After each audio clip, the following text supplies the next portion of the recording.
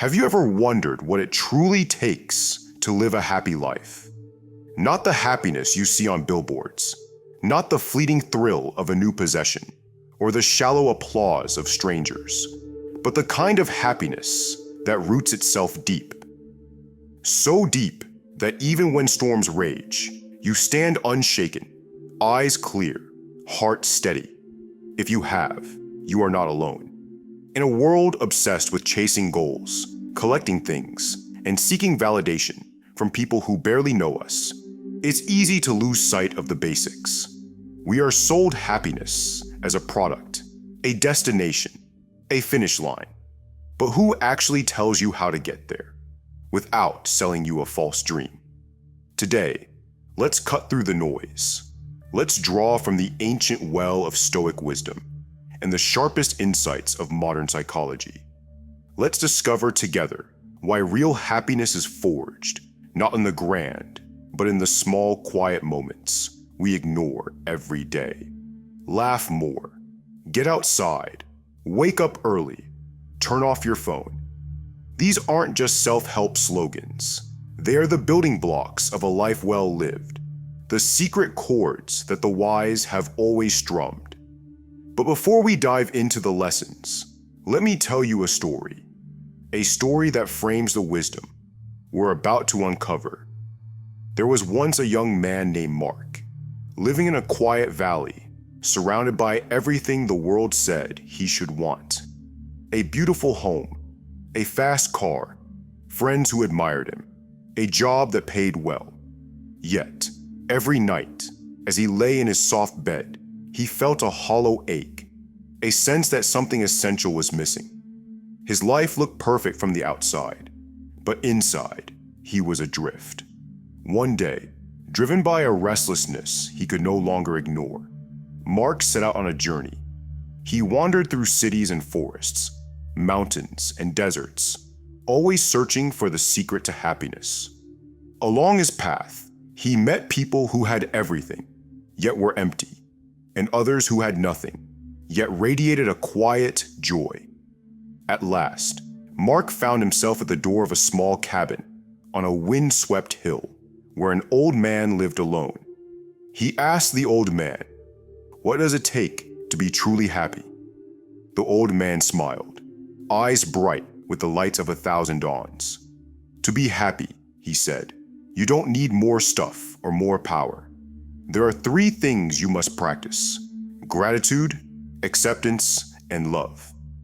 Mark was puzzled, but he listened. The old man continued, "First, gratitude. If you can't appreciate what you already have, you'll never have enough. Be thankful for every little moment, every breath. Second, acceptance. Life will always have ups and downs. If you can accept things as they are, without trying to control everything, you'll find peace in the chaos. Third, love. Love what you do. Love the people around you. Most importantly, love yourself. Only when your heart is full of love can you radiate happiness to others and receive it back." Mark left the cabin and began to practice these 3 things day by day. He learned to give thanks for the sun on his face and the rain on his roof. He let go of his need to control every outcome and found peace and surrender. He opened his heart to others and to himself, and slowly, the hollow ache faded. The search for happiness was over. He realized it was never something to find outside, but something to cultivate within. His friends in the valley noticed the change. When they asked him the secret to his transformation, Mark simply replied, "Happiness isn't a destination, it's the journey. Live with gratitude, acceptance, and love, and you'll find it was within you all along." Now, let's begin our own journey.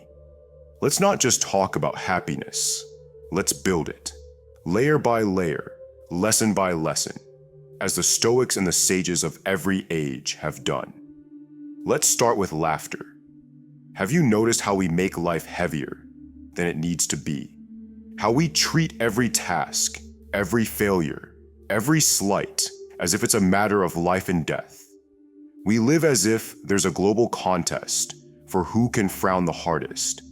We get so tangled in our responsibilities, our anxieties, our endless to-do lists that we forget to let go, to laugh, to breathe. But laughter is not a luxury, it's a necessity. It is the pressure valve for the soul. The Stoics, those ancient masters of composure, understood this better than anyone. At first glance, they might seem like the last people to embrace laughter. After all, their philosophy is about discipline, self-control, and standing tall in the face of adversity. But even the Stoics knew the power of a light heart. Epictetus, one of the greatest Stoic philosophers, famously said, "People are not disturbed by things, but by the view they take of them." This is not just a stern warning to control your emotions. It's an invitation to freedom. It's a reminder that how you choose to react to life's challenges can either weigh you down or set you free. Laughter is one of the best ways to set yourself free. When you laugh, your brain releases a rush of endorphins and serotonin, lifting your mood, easing your pain. Laughter lowers the surge of cortisol and adrenaline that comes with stress. It's like hitting the reset button on your nervous system. It calms you. It helps you sleep. It reminds you that no matter how wild the ride gets, you are still strapped in, still safe, still alive. Imagine life as a roller coaster, full of twists, drops, and moments that make your heart pound. When you laugh, it's like fastening your harness a little tighter. The ups and downs don't disappear, but you're less afraid. You're more resilient. You bounce back faster. Dr. Lee Burke, a modern researcher, found that laughter works, like a natural stress reliever. Even a few moments of genuine laughter can lower blood pressure, boost the immune system, and reduce stress hormones. Laughter is not just a quick fix for a bad mood. It's a long-term strategy for protecting your health. But what if you don't feel like laughing? What if life feels too heavy, too serious, too unfair? Here's where the Stoic mindset becomes your greatest ally. Stoicism teaches us that while we can't always control what happens, we can always control our response. Choosing to laugh, even when it's hard, is a form of power. It's a conscious decision to look for the light, to not let hardship drag you down. And you don't have to be a natural comedian to benefit. Even forced laughter, like in laughter yoga, has the same positive effects on the brain and body as spontaneous laughter. In a study with cancer patients, those who participated in laughter therapy felt less depressed, more hopeful, and more equipped to face their battles. If they can, so can you. So how do you bring more laughter into your life? Start small. Don't wait for the perfect joke or the funniest movie. Find humor in the little things. Laugh at your own mistakes, at the absurdity of life, at the memes your friends send you. The key is to let yourself experience joy and amusement as often as possible.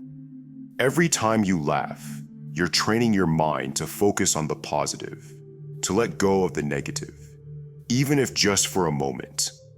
Picture yourself stuck in traffic, late for a meeting. You can sit there fuming, or you can laugh at the ridiculousness of it all. Turn on a funny podcast. Remember something that made you smile. By choosing laughter, you take control. You may not get to your meeting any faster, but you'll arrive with less stress, less frustration, more peace. Laughter is not just a way to pass the time. It is a tool, a skill, a shield. Even a few minutes of genuine laughter each day can transform your mind, your body, your life. So next time life feels too heavy, remember, laughter is always within your reach. It is the medicine that needs no prescription, the light that can pierce any darkness. And as the ancients said, Laughter is the best medicine. Even when the world gives you nothing to smile about, do not underestimate the power of a good laugh. It might just be the key to living a happier, healthier, more balanced life. But laughter is only the beginning. Now step outside. Feel the air, the pulse of the living world. Think about your typical day. How much of it is spent indoors, surrounded by screens, artificial light, recycled air? Modern life is a strange paradox. We are more connected than ever, yet more disconnected from the natural world that shaped us. We are glued to our devices, locked into routines, and by the time the day ends, it's as if we haven't truly lived at all. But we were not designed for this. For centuries, humanity thrived under the open sky, in rhythm with the earth, the seasons, the sun. The Stoics understood this at their core. One of their most sacred principles was to live in harmony with nature. Marcus Aurelius, that philosopher-emperor who ruled the greatest empire on earth, wrote, "Nature does not hurry, yet everything is accomplished." In these words, he reminded us, nature has its own pace, its own wisdom. When we align ourselves with it, life becomes not just bearable, but beautiful. So how do we reconnect? How do we break free from the invisible cage of our modern lives and return to something real, something primal, something true? It begins with the simple act of going outside. It may sound trivial, but science and ancient wisdom agree. Stepping into the natural world is a powerful medicine for body and soul. Study after study shows that being outdoors, whether in a forest, a park, or your own backyard, lowers stress, improves mood, boosts creativity. Just 20 minutes in a green space can drop your cortisol, the stress hormone, back to baseline. The earth itself is a healer, a silent teacher. You might think, "I'm too busy," or "I live in a city, where can I find nature?" But reconnecting with the world doesn't require a pilgrimage to the mountains. It can be as simple as a walk around your block, sitting on a park bench, or even opening your window to let in the breeze and the bird song.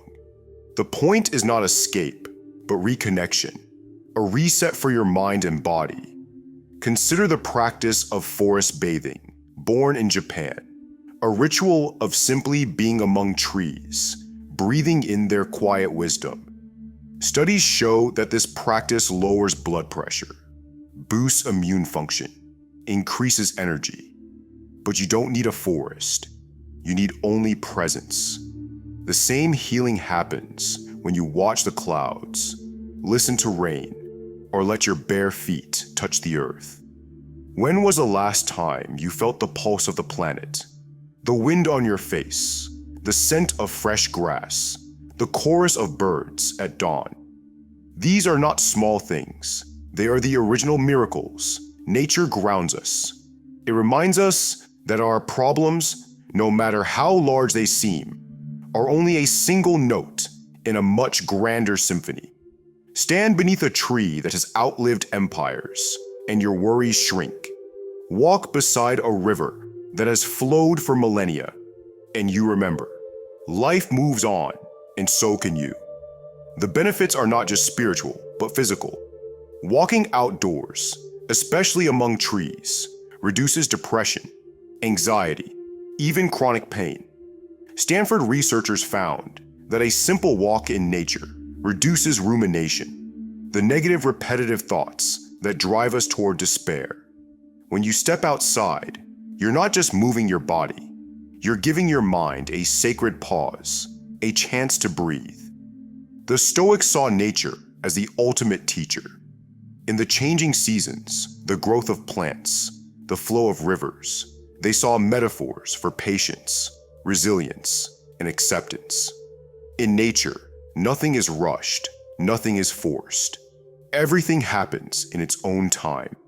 When you align yourself with this rhythm, you find peace. You realize that, like the trees, you too can weather storms and bloom again. So how do you begin? Start small. Step outside for a few minutes each day. Breathe deeply. Let the air fill your lungs. Feel the sun on your skin. If you have a park nearby, visit it regularly. If you're in the city, seek out rooftops, gardens, or even a patch of sky. The key is to make this a ritual, a daily return to the world that made you. And here's the secret. The more time you spend in nature, the more you will crave it. You'll start to notice things you never saw before. The way sunlight dances through leaves, the intricate web of life beneath your feet, the simple joy of being alive. These moments, small as they seem, are the foundation of happiness. Nature is not a backdrop for your busy life. It is the source of your well-being. The Stoics knew this, and science confirms it. By reconnecting with the natural world, you reduce stress, improve your mood, and find balance in a world that rarely offers it. The next time you feel overwhelmed, remember, the solution may be as simple as stepping outside and letting the world remind you of your place in it. Now, as the sun rises once more, let's talk about the power of morning. Let's be honest, mornings don't have the best reputation. For many, waking up early feels like a punishment. The alarm blares, and every fiber of your being aches to stay in bed, to return to the warmth and safety of sleep.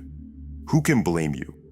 Our culture glorifies the night, late shows, late scrolling, the endless lure of one more episode, one more swipe. But what if I told you that becoming a morning person could change everything? That it could be the key to happiness, health, and a deep sense of purpose?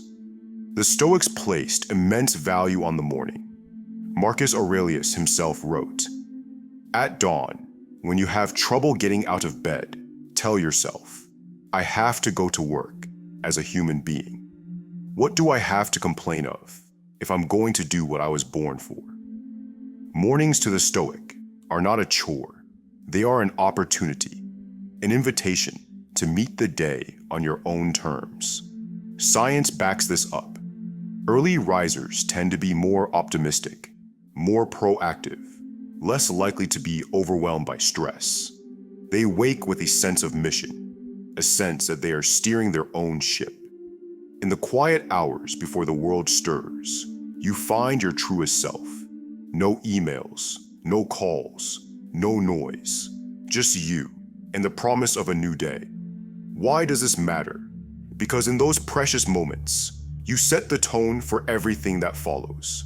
You can reflect, plan, dream, or simply savor a cup of coffee as the first light spills across the floor. This is your time, unclaimed, unhurried, sacred. Your body too is wired for this rhythm. The circadian clock, ancient as life itself, wakes with the sun. By aligning your life with this natural rhythm, you feel more energized, more alive. You sleep better, think clearer, and move through the day with a quiet confidence. Becoming a morning person is not about waking at 5 a.m. every day. It's about shifting your habits, little by little, until the morning feels like a gift, not a punishment. Go to bed a bit earlier. Wake up a bit earlier. Use the time for what matters: reflection, movement, creativity, silence. The Stoics believed in the power of reflection, and the early morning is the perfect time for it. As Seneca said, the mind must be given relaxation. It will rise improved and sharper after a good break. Find something to look forward to: a walk, a book, a moment of peace. Let that be your reason to rise. At first, it may feel hard. You may feel groggy, resistant, but stick with it. Over time, your body will adapt, and you'll find a new kind of energy, a new kind of freedom. You'll have more time, more control, more life. And when the world finally wakes, you'll already be ahead, organized, focused, ready. Instead of chasing the day, you'll lead it. Instead of reacting, you'll create. This is the Stoic way: to meet life with intention, to rise for the work of being human. So tomorrow, when the alarm sounds, don't hit snooze. Rise. Embrace the quiet, the possibility, the promise of a new beginning. Watch how it transforms your life. But a good morning is just the beginning. How you fill your days matters just as much. There's a curious thing about time. Some days vanish in a blink, while others stretch on endlessly, heavy and slow. We've all felt it. The lazy Sunday that dissolves into nothing, leaving behind only a vague sense of loss. And then those packed days, alive with purpose, where every hour seems to matter, where you fall into bed spent but satisfied. The Stoics saw time as our most precious, most fragile resource. Seneca warned, "It is not that we have a short time to live, but that we waste much of it." Modern life is a thief of time. Distraction, procrastination, endless scrolling. These are the silent robbers that slip the hours from our grasp. But the Stoics teach us to become vigilant guardians of our days. They urge us to fill our time, not with busyness, but with meaning. Not with frantic activity, but with purposeful plans. What does this look like? It's not about cramming every minute with tasks. It's about intention. It's about waking up and asking, what will I do today that matters? It's about balancing productivity with presence, structure with spontaneity, ambition with rest. Imagine your day as a canvas. Each plan, each action, each moment of joy is a brushstroke. What picture are you painting? Research confirms what the ancients intuited. People who plan their days, who set goals and act with intention, report higher satisfaction and greater happiness. A plan is not a prison. It's a path. It gives you direction, a reason to rise, a way to measure your progress. But don't mistake structure for rigidity. The Stoics remind us that life is unpredictable. Our best laid plans will be upended by fate, fortune, and the whims of the world. When this happens, do not despair. Adapt. Flow. Remember, it's not the plan that matters, but the purpose. Fill your days with what nourishes you. Prioritize what brings you joy and growth. Schedule time for work, yes, but also for play, for learning, for connection. Treat these moments with the same respect as any meeting or deadline. Break your day into chunks. Tackle your most important work when your mind is sharp. Save space for creativity and rest when you need it. Set small, achievable goals, each one a stepping stone towards something greater. But above all, remember the Stoic call to rise with purpose. At day's first light, wrote Marcus Aurelius, have in readiness against disinclination to leave your bed the thought, I am rising for the work of man. Each day is a new chance to become wiser, stronger, more alive. Do not waste it. Yet even with the best plans, there will be days when you want to quit. When passion feels like a burden. When progress is slow. When the world seems indifferent to your efforts. In these moments, remember the Stoic virtue of perseverance. How many times have you thought about giving up on something you love? Maybe it was a project, a dream, a relationship. Maybe you felt the fire fade, the excitement dull, the obstacles multiply. The Stoics understood this struggle. They knew that the path to fulfillment is not smooth, not easy, not straight. Seneca wrote, "It is not because things are difficult that we do not dare, but because we do not dare that things are difficult." The hardest roads are often the ones most worth walking. Why do we quit? Sometimes it's fear. Sometimes it's fatigue. Sometimes it's the slow grind of disappointment. The sense that we're not moving fast enough, not good enough, not destined for greatness. But the Stoics teach us to see obstacles not as roadblocks, but as invitations. Marcus Aurelius wrote, "The impediment to action advances action. What stands in the way becomes the way." Every challenge is a forge, every setback a lesson. Think of a time you pushed through, when you kept going, even when it hurt, even when nobody was watching. Maybe you were learning an instrument, writing a story, training for a race. There were moments of doubt, moments you wanted to walk away, but you stayed. And in staying, you grew. Not just in skill, but in spirit. Perseverance is the root from which all greatness grows. Science echoes this truth. People who stick with their passions, who endure through difficulty, are happier, more fulfilled, more resilient. The work you do for love, not for reward, taps into a deep well of motivation. It is not always easy, but it is always worth it. So how do you keep going when you want to quit? Remember why you started. Reconnect with the spark that lit the fire. Focus not on the outcome, but on the process. The Stoics remind us, you can't control results, only effort. Show up, do the work, trust that progress is happening, even when you can't see it. Think of your effort like planting a seed. At first, there's nothing to show for it, but underground, roots are growing. A foundation is forming. One day, the tree will break the surface. One day, your work will bear fruit. And when you feel overwhelmed, break the challenge into smaller parts.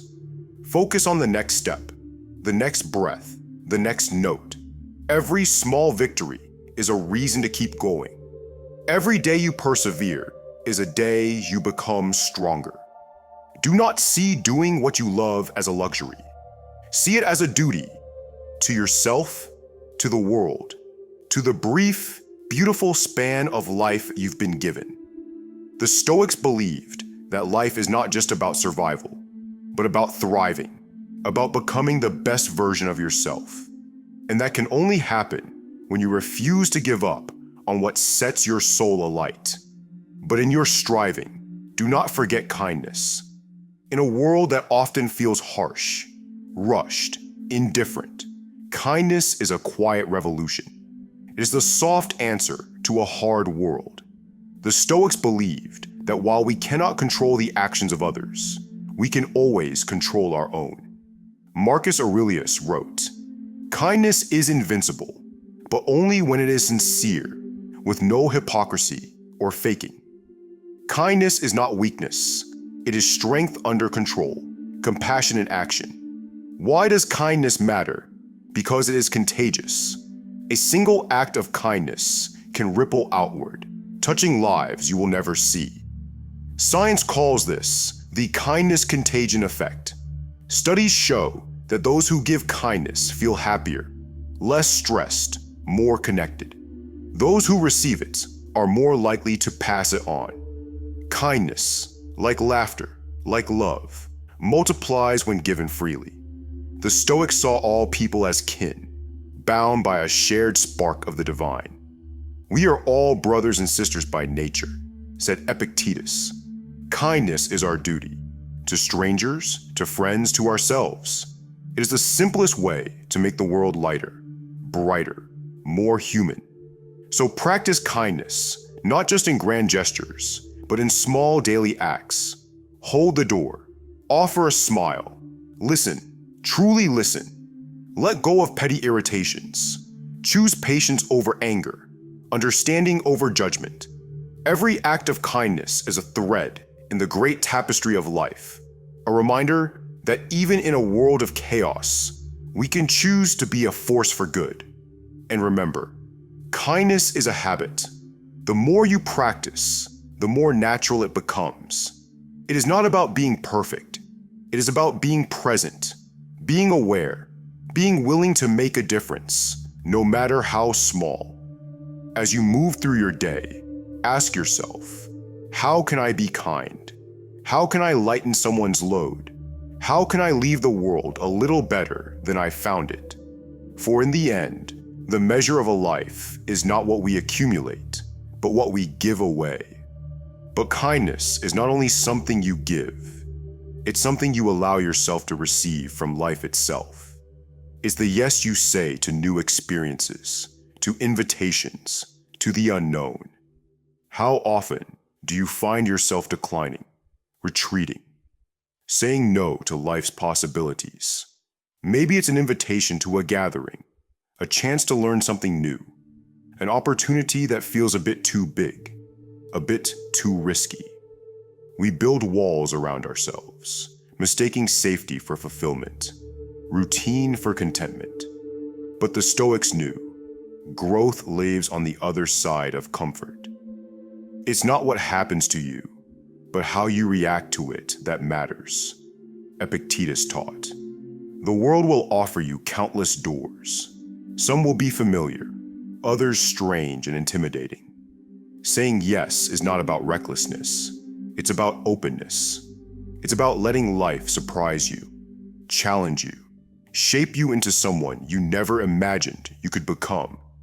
Why do we hesitate? Fear of failure, fear of awkwardness, fear of losing what little control we think we have. But the Stoics understood that discomfort is not a curse. It's a crucible. Every time you say yes to something new, you step into the unknown, and in that space, you discover new strengths, new joys, new parts of yourself. Modern science agrees, novelty, trying new things, embracing new experiences, releases dopamine, the brain's reward chemical. It's nature's way of rewarding courage, curiosity, and growth. Imagine the last time you said no, out of habit, out of fear, out of laziness. What might have happened if you had said yes? Maybe you would have made a new friend, learned a new skill, found a new passion. Maybe you would have failed, stumbled, felt out of place. But even then, you would have grown. You would have a story to tell, a lesson to carry forward. Saying yes isn't about agreeing to everything. Boundaries matter. But if you find yourself always saying no, always shrinking from the unknown, ask yourself, is this really protecting me, or is it holding me back?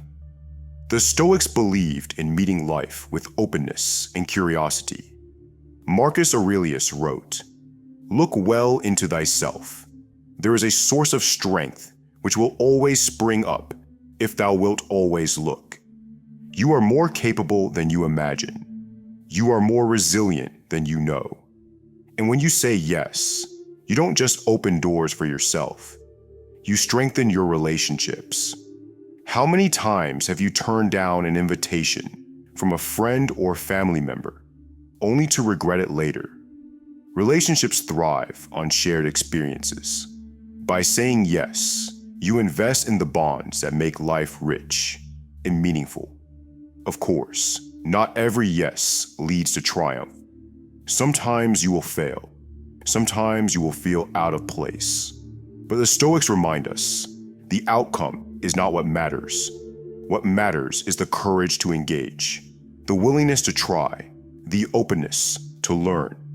Every yes is a step toward a life lived fully, not cautiously. So the next time life offers you a chance, big or small, pause before you say no. Ask yourself, what might I gain from this? How might this help me grow? Sometimes the smallest yes can change the entire trajectory of your life. But in this world of endless opportunities and distractions, there is another power, equally vital, the power to disconnect. How often do you find yourself lost in your phone, scrolling, checking, refreshing, seeking something you can't quite name?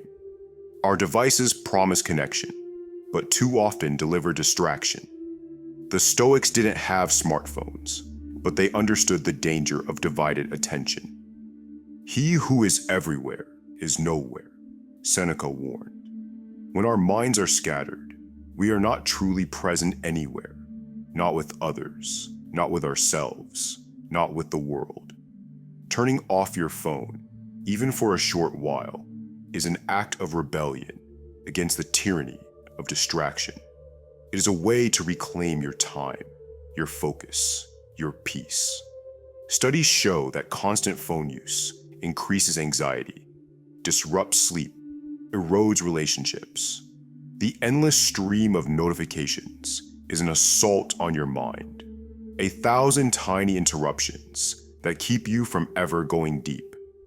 The Stoics would urge you, control what is within your power. You cannot control the world's noise, but you can choose when and how you engage with it. Decide when to turn off your phone, at meals, during conversations, before bed. Create islands of silence in your day, moments when you are unreachable, undistracted, fully present. In these moments, you will rediscover the richness of the world around you. You will taste your food, hear the laughter of friends, feel the texture of your own thoughts. You will find that your relationships deepen, your creativity flourishes, your mind grows calmer. The simple act of turning off your phone is a return to yourself, a retreat into the quiet sanctuary of your own soul. Research confirms what the Stoics intuited. Even the mere presence of a phone can diminish the quality of a conversation, reduce empathy, erode connection. By putting your phone away, you send a powerful message. I am here. I am listening. You matter.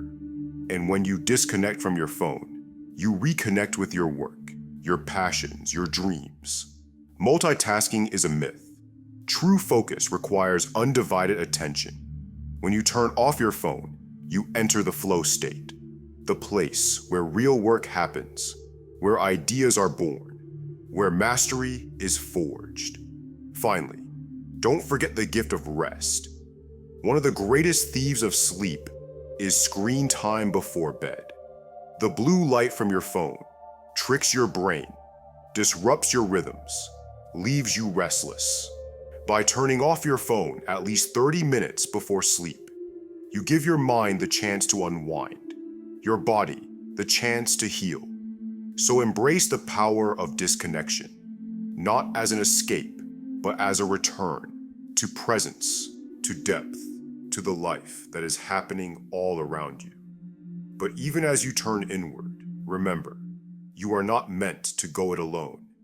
You are not a solitary island, but a vital part of the world's great tapestry. And sometimes, the most important thing you can do is step away from your routine, take a break, and let yourself be renewed. There is a quiet wisdom in knowing when to pause. In a world that worships hustle, where every moment is measured by output, it can feel almost rebellious to step back, to rest, to take a break. But the Stoics understood that true strength is not found in endless striving, but in balance. If you want to be happy, Seneca wrote, do not dwell in the past. Do not worry about the future. Focus on living fully in the present. Think of nature, the greatest Stoic teacher. The seasons cycle between growth and rest. Fields lie fallow so they can bloom again. Even the sun sets, yielding to the healing darkness of night. Why then do we demand perpetual motion from ourselves? Why do we feel guilty for needing rest? Modern science echoes this ancient truth. Rest is not a weakness, but a foundation for greatness. When you take a break, whether it's a walk in the park, a quiet cup of tea, or a weekend spent away from your usual routine, you allow your mind to reset, your creativity to rekindle, your spirit to breathe. Breaks are not wasted time. They are the fertile ground from which new ideas and new energy spring. Yet, how often do we resist? How often do we push through fatigue, ignore the signs of burnout, treat exhaustion as a badge of honor? The Stoics would urge you to listen to your body, to respect your limits, to honor the cycles of effort and renewal.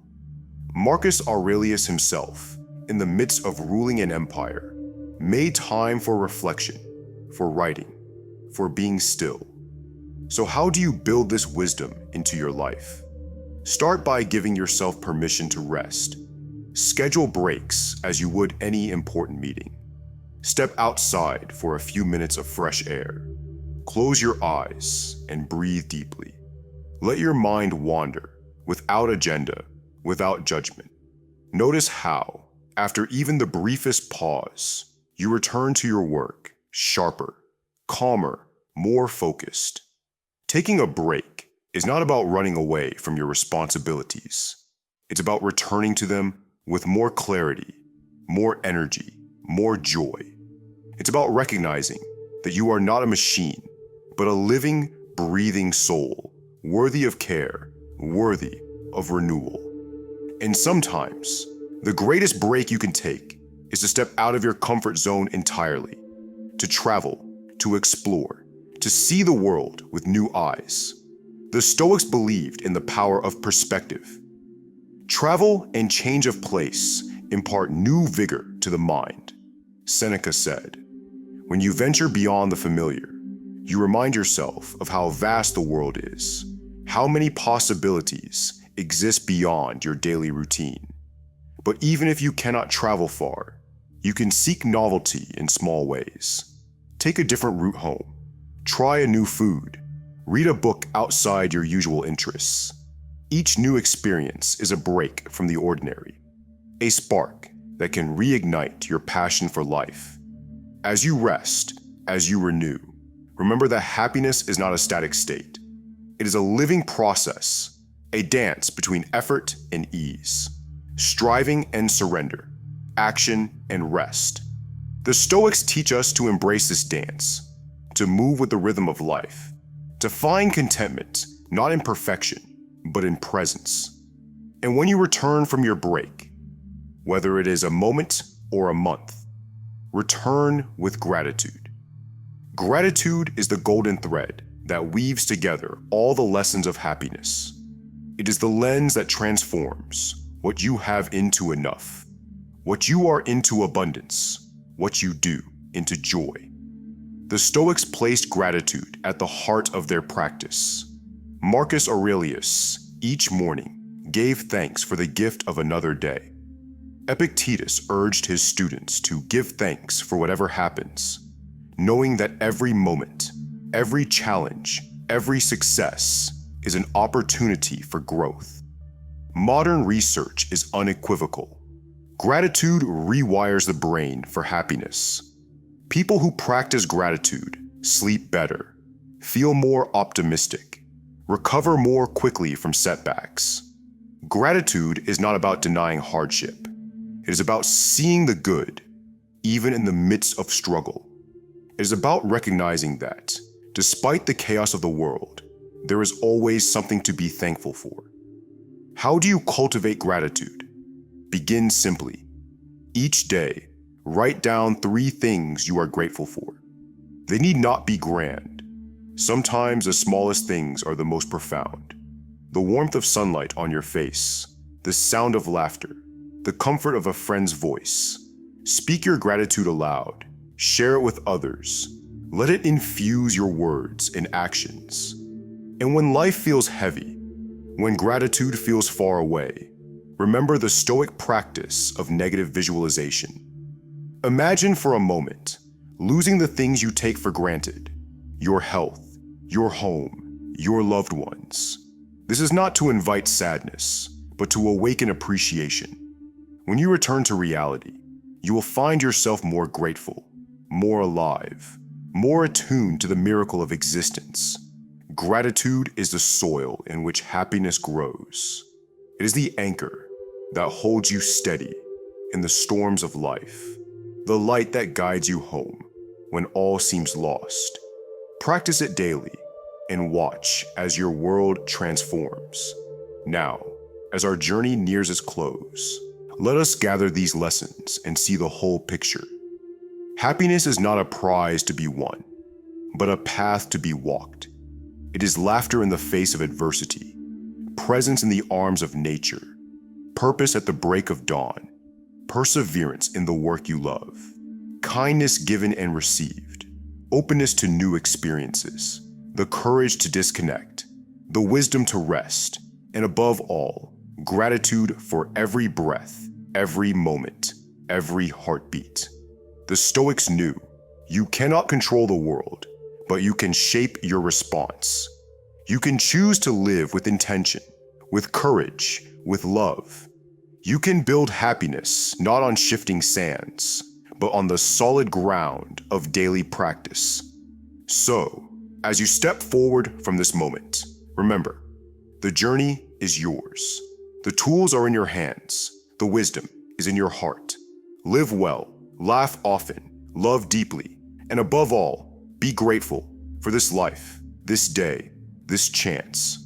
Of course, let's bring this journey to a cinematic, soul-stirring conclusion, one that lingers, quietly powerful in the heart.